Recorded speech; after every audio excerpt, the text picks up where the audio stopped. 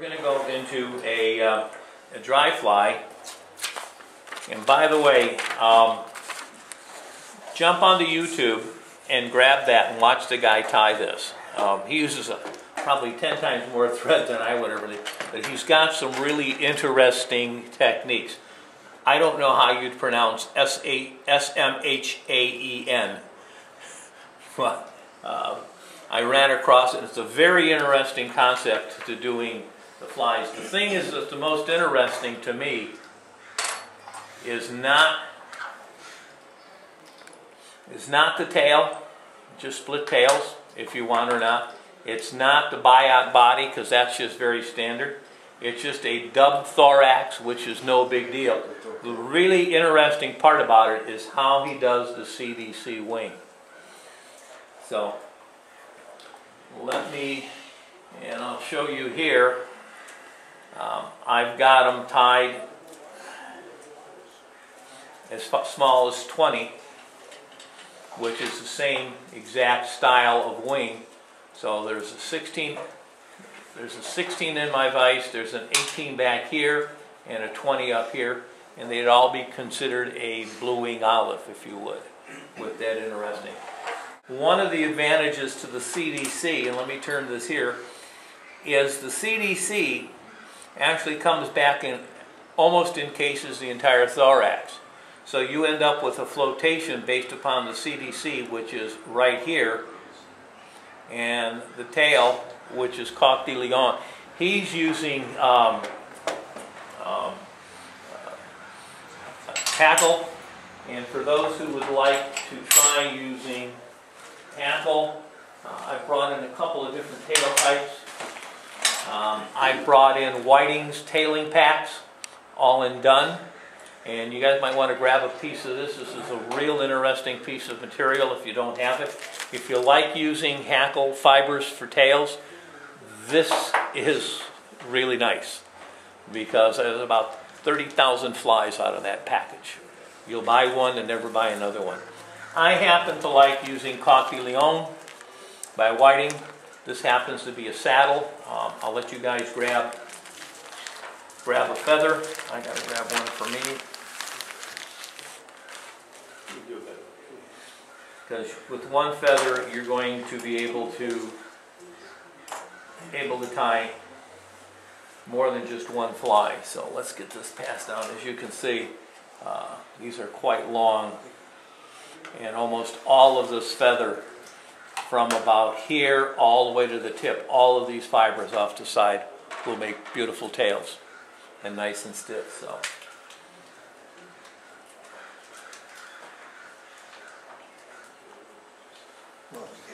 one of the nice things about Coq de Leon is it's a very stiff fiber. If you haven't played with it, when it goes by, take a good look at it.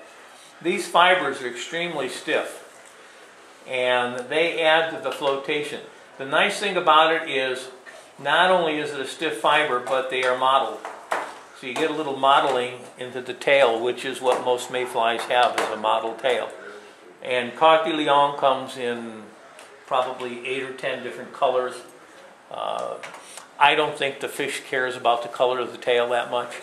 I think mottling is an important piece, and I think stiffness to help float the fly is important.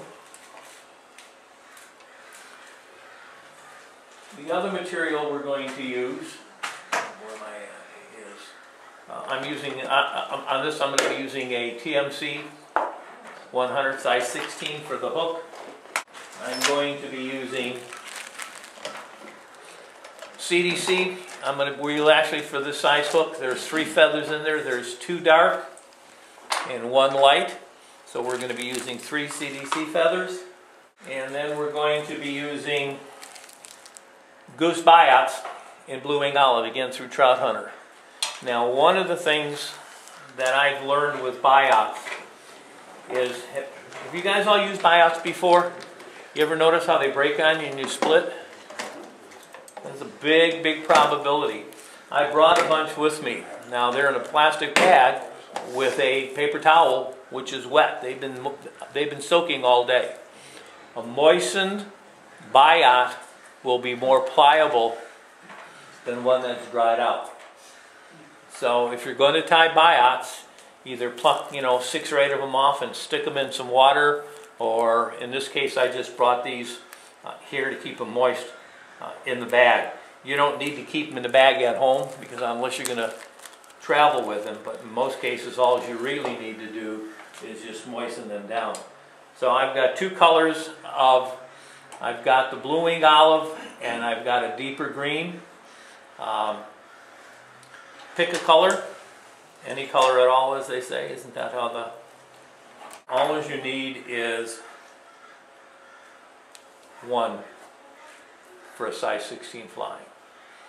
Okay, and again, I bought a box a bunch of years ago and took all my superfine dubbing packages and shoved them in here. It's easier to deal with it this way than it is to deal with all of this pack. So superfine dubbing. So any dry fly dubbing will work right now. It's not that important what the dubbing is.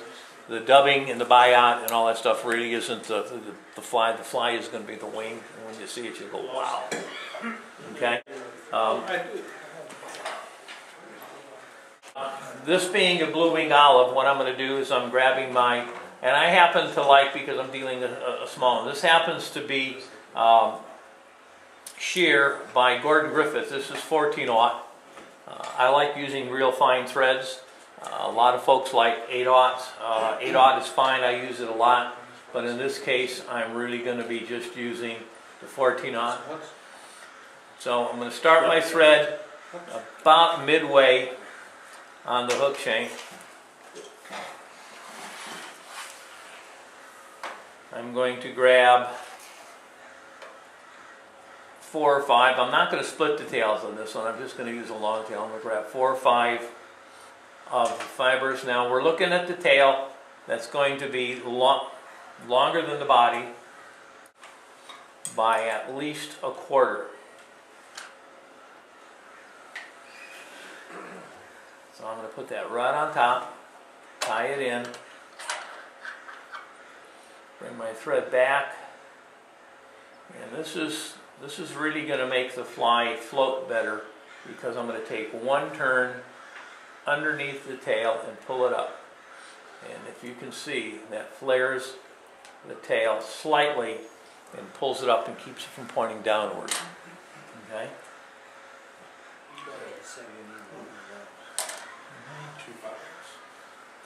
Next we're going to grab our biot. Now if you've noticed on the biot, can you see this little notch where my finger is pointing? That little notch will tell you the direction you point that biot, that notch will determine what your biots are going to look like. Are you going to get a smooth looking body on your biot, or are you going to get a ribbed, ridged body?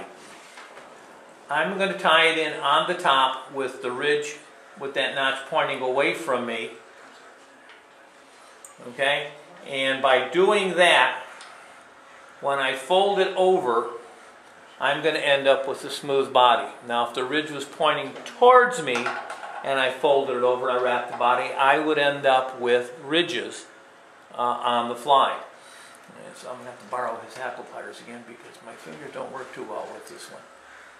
And each turn is going to slightly overlap the front edge, this very front edge of the last turn, which creates this nice segmented smooth body.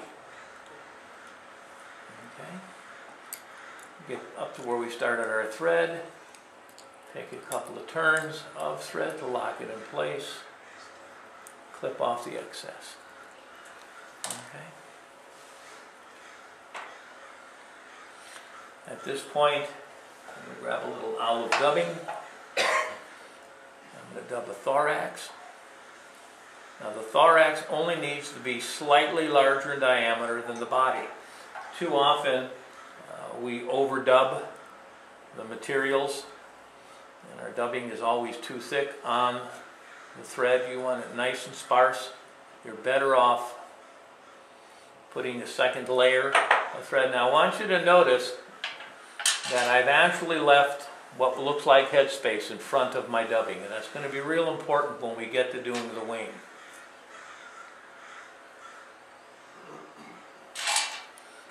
just a tiny bit more here.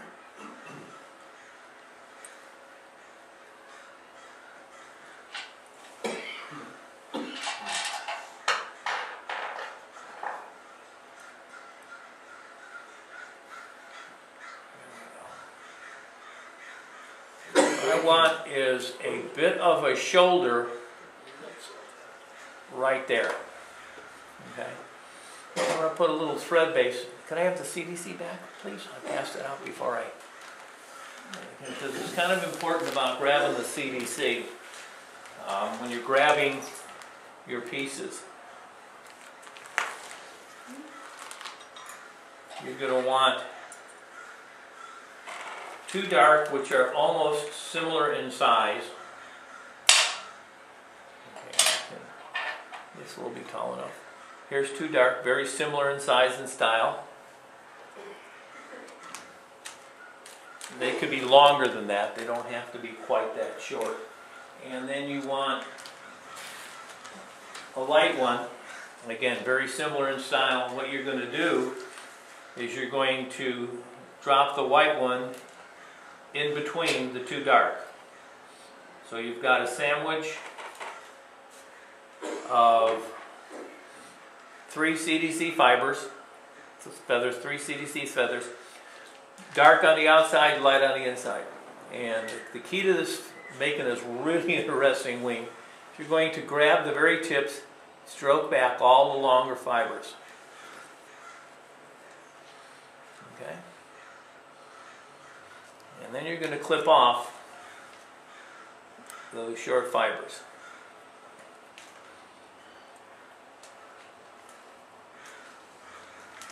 Then you're going to pull all those fibers forward again.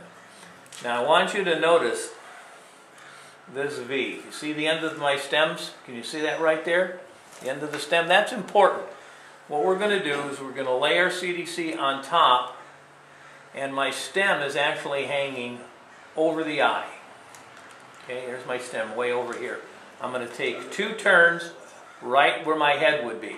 Now with tension on my thread, I'm going to retreat my CDC until you feel it pop, which means I've slipped off the stem and right onto just a bare feather. So you'll feel it pop. You might even get to see because I've got the torque on it.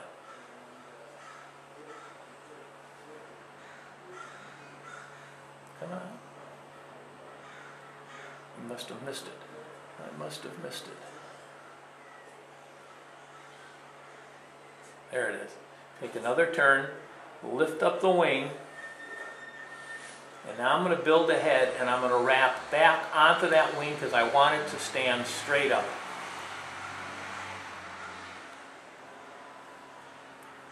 Too far back. There we go.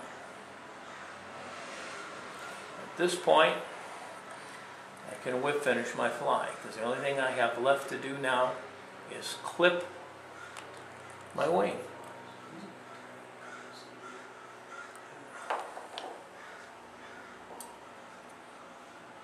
Wing clipping is the interesting part. What we're going to do is we're going to hold up all the material straight up. But I want these kind of on a 45. And I'm going to have to do this with my finger because my vise gets in my way. I'm going to grab it down at the base. Okay? And I'm going to take my scissors and I'm going to cut down on a steep angle right to where the thorax is.